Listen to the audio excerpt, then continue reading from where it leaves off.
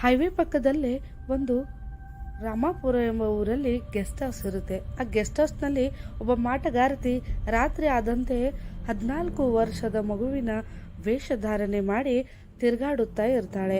ಅವಳ ಮೇಲೆ ಯಾರಾದರೂ ಕೆಟ್ಟ ದೃಷ್ಟಿ ಹಾಕಿದ್ದಲ್ಲಿ ಅವರನ್ನ ಸಾಯಿಸುತ್ತಾಳೆ. ಅದೇ ಸಂದರ್ಭದಲ್ಲಿ ಹೈವೇ ಮೇಲೆ ಹೋಗುತ್ತಿದ್ದ ರಾಜುವಿನ ಗಾಡಿ ನಿಲ್ತು ಹೋಗುತ್ತದೆ. ಅಯ್ಯೋ, ಈ ಗಾಡಿಗೆ ಏನಾಗೋಯ್ತು? ಈ ಜಾಗದಲ್ಲಿ ಯಾರೂ ನನಗೆ ಸಹಾಯ ಮಾಡುವರಿಲ್ಲ ಎಂದು ನೋಡಿದಾಗ ಅಲ್ಲಿ ಗ್ಯಾರೇಜ್ ಕಂಡು ಬಿಡುತ್ತೆ. ಹ, ನನ್ನ ಅದೃಷ್ಟ ಎಷ್ಟು ಚೆನ್ನಾಗಿದೆ ನೋಡು, ಪಕ್ಕದಲ್ಲೇ ಗ್ಯಾರೇಜ್ ಇದೆ. ಇನ್ನು ನನ್ನ ಗಾಡಿಯನ್ನು ನಾನು ಅಲ್ಲಿ ತಗೊಂಡು ಹೋಗ್ತೀನಿ ಎಂದು ಅದನ್ನು ಹೇಗೋ ತಳ್ಳುತ್ತಾ ಗ್ಯಾರೇಜ್ ಹತ್ತಿರ ಗಾಡಿ ತಗೊಂಡು ಹೋಗ್ತಾನೆ. ಸಾಹೇಬ್ರೆ, ಈಗ ನಿಮ್ಮ ಗಾಡಿ ರಿಪೇರಿ ಮಾಡೋಕ್ಕಾಗೋದಿಲ್ಲ. ಒಂದು ರಾತ್ರಿ ಸಮಯ ಮಾತ್ರ ಇರೋದು. ನೀವು ಎಲ್ಲಾದರೂ ಉಳಿದುಕೊಳ್ಳಿ, ಬೆಳಗ್ಗೆ ಎದ್ದು ನಿಮ್ಮ ಗಾಡಿನ ತಗೊಂಡು ಹೋಗಿ. ಧನ್ಯವಾದಗಳು, ನಾನು ಬೆಳಗ್ಗೆನೆ ಬಂದು ಗಾಡಿ ತಗೊಂಡು ಹೋಗ್ತೀನಿ ಎಂದು ಅವನು ಹತ್ತಿರದ ಊರಲ್ಲಿ ಗೆಸ್ಟ್ ಹೌಸ್ ಹುಡುಕಲು ಎಂದು ಮುಂದೆ ಹೋಗ್ತಾನೆ.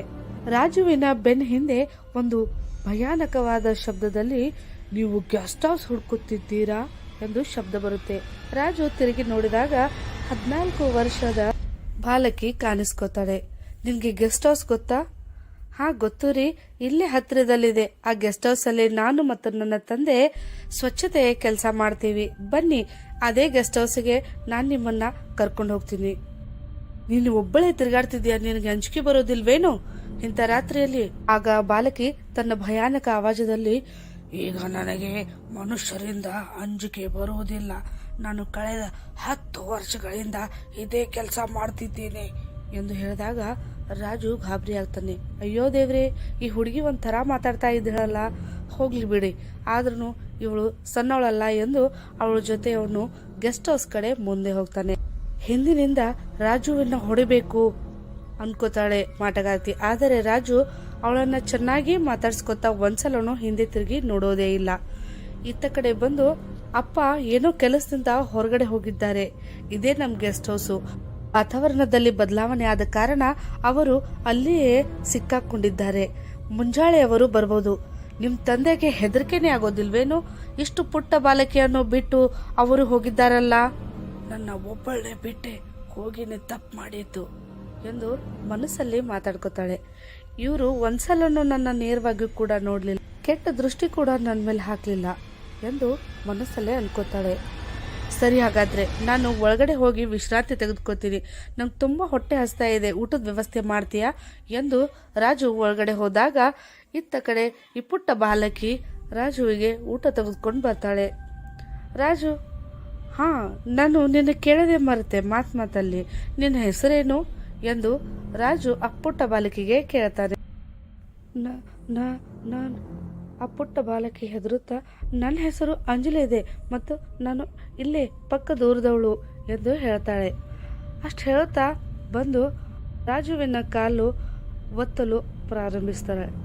ಏ ಹುಚ್ಚ ಹುಡುಗಿ, ಇದೇನ್ ಮಾಡ್ತಾ ಇದೀಯಾ ನೀನು? ತುಂಬಾ ದೂರದಿಂದ ಪ್ರಯಾಣ ಮಾಡ್ಕೊಂಡು ಬಂದಿದ್ದೀರಾ, ಆಯಾಸ ಆಗಿರಬಹುದು ಎಂದು ಕಾಲು ಒತ್ತಾ ಇದ್ದೀನಿ. ಹೇ, ನನ್ನನ್ನ ನೀವು ತಾವು ಅಂತ ಕರಿಬೇಡ, ಅಣ್ಣ ಅನ್ನು. ಅಣ್ಣ ಅಂದ್ರೆ ಅಷ್ಟೇ ಸಾಕು. ಯಾಕ್ರಿ, ನಾನು ಕಾಲು ಒತ್ತಬಾರ್ದ ಎಂದಾಗ, ಹೇ, ಹಾಗೇನಿಲ್ಲ, ನಾವು ನಮ್ಮ ಕಡೆ ಹೆಣ್ಮಕ್ಳಿಗೆಲ್ಲ ಕಾಲು ಒತ್ತೋಗಿ ಬಿಡಲ್ಲ.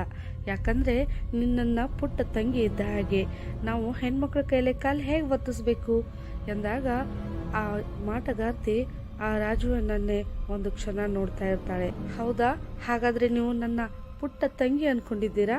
ಹಾಂ, ನಿಜವಾಗ್ಲೂ ನಾನು ನಿನ್ನ ತಂಗಿನೇ ಅಂತ ಇದ್ದೀನಲ್ಲ. ಅವರ ಮಾತುಗಳನ್ನು ಕೇಳಿ ಆ ಮಾಟಗಾರ್ತಿ ಮುಖದಲ್ಲಿ ಮಂದಹಾಸ ಬೀಳ್ತಾಳೆ, ಕಣ್ಣೀರು ಬಂದು ಬಿಡುತ್ತೆ. ಅಷ್ಟರಲ್ಲೇ ರಾಜು ಹೇಳ್ತಾನೆ, ನನ್ನ ತಲೆ ತುಂಬ ನೋಯ್ತಾ ಇದೆ, ನನಗೆ ಒಂದು ಕಪ್ ಟೀ ಸಿಗ್ಬೋದಾ? ಟೀ? ಹಾಂ, ಅವರು ಟೀ ಕೇಳಿದ್ರು. ಏನೂ ಇಲ್ಲ ಎಂದು ಎದ್ದೋಗಿ ರಾಜುವಿನಿಗೆ ಒಂದು ಕಪ್ ಟೀ ತಗೊಂಡು ಬಂದು ಕೊಡ್ತಾಳೆ. ಹಾಂ, ಟೀ ತುಂಬ ಚೆನ್ನಾಗಾಗಿದೆ. ಹಾಂ, ಅಂದಹಾಗೆ ಏನು ಹೇಳ್ತಿದ್ದಲ್ಲ ಪುಟ್ಟ ತಂಗಿ, ಆಗಲೇ ಅವರು ಟೀ ಕೇಳಿದ್ರು ಅಂತ. ಆಗಲೇ ಏನು ಹೇಳ್ತಿದ್ದಲ್ಲ ಅವರು ಟೀ ಕೇಳಿದ್ರು ಅಂತ. ಹಾಂ, ಆ ವಿಷಯ ಈಗ ಬಿಡಿ, ರಾತ್ರಿ ತುಂಬಾನೇ ಆಗಿ ಹೋಗಿದೆ, ಈಗ ಮಲ್ಕೊಳ್ಳಿ ನೀವು. ಆಯಿತು, ನಾನು ಮಲ್ಕೋತೀನಿ. ಆದರೆ ನಿಮ್ಮ ತಂದೆ ಎಲ್ಲೋ ಹೊರಗಡೆ ಹೋಗಿದ್ದಾರೆ ಅಂತ ಹೇಳಿದ್ದೀಯ, ನೀನು ನನ್ನ ಜೊತೆ ಇಲ್ಲೇ ಮಲ್ಕೊ. ರಾತ್ರಿ ಹೊತ್ತಲ್ಲಿ ಹೊರಗಡೆ ಎಲ್ಲೂ ಹೋಗ್ಬೇಡ. ಎಲ್ಲಿವರೆಗೂ ನಿನ್ನ ತಂದೆ ಬಂದ ತಕ್ಷಣ ನಾನು ನಿಮ್ಮ ತಂದೆ ಕೈಯಲ್ಲಿ ನಿನ್ನ ಒಪ್ಸೋದಿಲ್ವೋ ಅಲ್ಲಿ ತನಕ ನೀನು ನನ್ನ ಜವಾಬ್ದಾರಿ. ಎಲ್ಲೂ ಕೂಡ ಹೋಗ್ಬೇಡ, ತಿಳಿತಾ? ಹಾ ಆಯ್ತಣ್ಣ, ಎಲ್ಲೂ ಹೊರಗಡೆ ಹೋಗೋದಿಲ್ಲ, ನಿಮಗೆ ಹೇಳಿಬಿಟ್ಟೆ ಹೋಗ್ತೀನಿ ಅಂದಾಗ ರಾಜು ರಾತ್ರಿ ಮಲ್ಕೊಂಡಿರ್ತಾನೆ. ಆದರೆ ಸ್ವಲ್ಪ ಸಮಯದ ನಂತರ ಎದ್ದು ನೋಡಿದಾಗ ಅಲ್ಲಿ ಆ ಹುಡುಗಿ ಇರೋದಿಲ್ಲ. ಹುಡುಕಲು ಆರಂಭಿಸ್ತಾನೆ. ಎಲ್ಲೋದೆ ಸಿಸ್ಟರ್, ಸಿಸ್ಟರ್, ಓ ಸಿಸ್ಟರ್, ಎಲ್ಲಿದ್ದೀಯಾ ಎಂದು ಹುಡುಕಲು ಆರಂಭಿಸ್ತಾನೆ. ಅಂಜಲಿ ಹೇಳಿದ ಮಾತು ನೆನಪಿಗೆ ಬರುತ್ತೆ. ಪಕ್ಕದ ಊರಿನವಳು ಎಂದು. ಹಿರಿಯರೇ, ಹಿರಿಯರೇ, ಇಲ್ಲಿ ಒಬ್ಬ ಪುಟ್ಟ ಬಾಲಕಿ ಬಂದಿದ್ದಾಳೆ, ನೀವು ನೋಡಿದ್ದೀರಾ? ಪುಟ್ಟ ಬಾಲಕಿ? ನೀವೆಲ್ಲವರು ಎಂದು ಹೇಳ್ತಾರೆ. ನಾನು ರಾಜು ಎಂದು. ಹೈವೇ ಮೇಲೆ ನನ್ನ ಗಾಡಿ ಕೆಟ್ಟು ಹೋಗಿತ್ತು, ಆದ ಕಾರಣ ನಾನು ಗೆಸ್ಟ್ ಹೌಸ್ನಲ್ಲಿ ವಾಸವಾಗಿದ್ದೆ. ಆ ಹುಡುಗಿಗೆ 14 ವರ್ಷನೇ? ಹೌದು, 14 ವರ್ಷದ ಪುಟ್ಟ ಬಾಲಕಿ ಎಂದಾಗ ತಮ್ಮಷ್ಟಕ್ಕೆ ತಾವೇ ಒಬ್ಬರಿಗೊಬ್ಬರು ಮಾತನಾಡಿಕೊಳ್ತಾರೆ. ಹಾಗಾದರೆ ನೀವು ದೇವಸ್ಥಾನ ಹತ್ತಿರ ಬನ್ನಿ ಎಂದು ರಾಜುವಿನನ್ನು ದೇವಸ್ಥಾನ ಹತ್ತಿರ ಕರ್ಕೊಂಡು ಹೋಗ್ತಾರೆ. ಏನಿದೆ ಆಶ್ಚರ್ಯ, ನನ್ನೇಕೆ ಇಲ್ಲಿ ಕರೆದುಕೊಂಡು ಬಂದಿದ್ದೀರಿ ಕೇಳಿದಾಗ ಆ ಪುಟ್ಟ ಬಾಲಕಿ ಮತ್ಯಾರಿಲ್ಲಪ್ಪ, ಅವಳು ಒಬ್ಬ ಮಾಟಗಾತಿ. ಆ ಮಾಟಗಾರತಿ ನನ್ನ ಮಗಳು 10 ವರ್ಷದ ಹಿಂದೆ ಸತ್ತು ಹೋಗಿದ್ದಾಳೆ ಎಂದು ಹೇಳುತ್ತಾ ತಂದೆ ಅಳಲು ಆರಂಭಿಸ್ತಾರೆ. ಅವಳು ಸಾಯಲು ನಾನೇ ಕಾರಣ. ಅವಳನ್ನು ಒಬ್ಬಂಟಿಯಾಗಿ ಬಿಟ್ಟು ನಾನು ಹೋಗಿದ್ದೆ. ನಾನು ಮತ್ತು ಅವಳು ಆ ಗೆಸ್ಟ್ ಹೌಸ್ನಲ್ಲೇ ಕೆಲಸ ಮಾಡ್ತಿದ್ವಿ. ಒಂದು ದಿವಸ ನನಗೆ ಯಾವುದೋ ಒಂದು ಮುಖ್ಯವಾದ ಕೆಲಸ ಇತ್ತು. ಅವಳನ್ನ ಒಬ್ಬಂಟಿಯಾಗಿ ಬಿಟ್ಟು ಹೋಗ್ಬಿಟ್ಟಿದ್ದೆ. ಅಯ್ಯೋ ಮಗಳೇ, ನನ್ನ ಒಬ್ಬಂಟಿಯಾಗಿ ಬಿಟ್ಟು ಹೋಗ್ಬಿಟ್ಟಿಯಲ್ಲ, ಈಗ ನನಗೆ ಯಾರ ಆಸರೆ? ಇಲ್ಲ, ನೀವೆಲ್ಲರೂ ಸುಳ್ಳು ಹೇಳ್ತಾ ಇದ್ದೀರಾ. ಅವಳು ನಿನ್ನೆ ಇಡೀ ರಾತ್ರಿ ನನ್ನ ಹತ್ರನೇ ಇದ್ಲು. ಇಲ್ಲಪ್ಪ, ಅವಳು ನನಗೆ ಏನು ಹೆಸರು ಹೇಳಿದ್ಲು? ಅಂಜಲಿ ಎಂದು. ಆದರೆ ನಾನು ಅವಳನ್ನ ಪುಟ್ಟ ತಂಗಿ ಅಂತಿದ್ದೀನಿ. ಇಲ್ಲಪ್ಪ, ಅವಳ ಹೆಸರು ಅಂಜಲಿ ಅಲ್ಲ, ರಾಗಿಣಿ. ಸುಮ್ಮನಿರಿ ಎಲ್ಲರೂ, ಏನೋ ಒಂದು ಮಾತಾಡಬೇಡ್ರಿ. ನನಗೆ ಗೊತ್ತು, ಅವಳು ನಿನ್ನೆ ನನ್ನ ಜೊತೆನೇ ಇದ್ಲು. ಈಗ ನಾನು ಅವಳನ್ನ ಕರಿತೀನಿ ನೋಡಿ. ಅಂಜಲಿ, ಅಂಜಲಿ, ಅಂಜಲಿ ಪುಟ್ಟ, ನೀನು ನಿಜವಾಗ್ಲೂ ನನ್ನ ಅಣ್ಣ ಎಂದು ತಿಳ್ಕೊಂಡಿದ್ರೆ ಬಾ, ನಾನು ಕರಿತಾ ಇದ್ದೀನಿ ನಿನ್ನನ್ನ ಎಂದಾಗ ಮಾತನಾಡ್ತು ಬಂದ್ಬಿಡ್ತಾರೆ. ನೀವು ಕರೆದ್ರಿ, ನಾನು ಬಂದ್ಬಿಟ್ಟೆ ಅಣ್ಣ. ನಾನು ನಿಮಗೆ ನಿನ್ನೆ ಸುಳ್ಳು ಹೇಳಿದ್ದೆ. ನಾನೀಗ ಒಳ್ಳೆ ಹುಡುಗಿಯಲ್ಲ, ನಾನೀಗ ಮಾಟಗಾರ್ತಿ ಆಗಿಬಿಟ್ಟಿದ್ದೇನೆ. ಮತ್ತು ನಾನು ಆ ಎಲ್ಲ ಗಂಡಸರನ್ನು ಕೊಂದ್ಬಿಡ್ತೀನಿ. ಯಾರು ಹೆಣ್ಮಕ್ಳ ಮೇಲೆ ಕೆಟ್ಟ ದೃಷ್ಟಿ ಹಾಕ್ತಾರಲ್ಲ ಅವ್ರನ್ನ.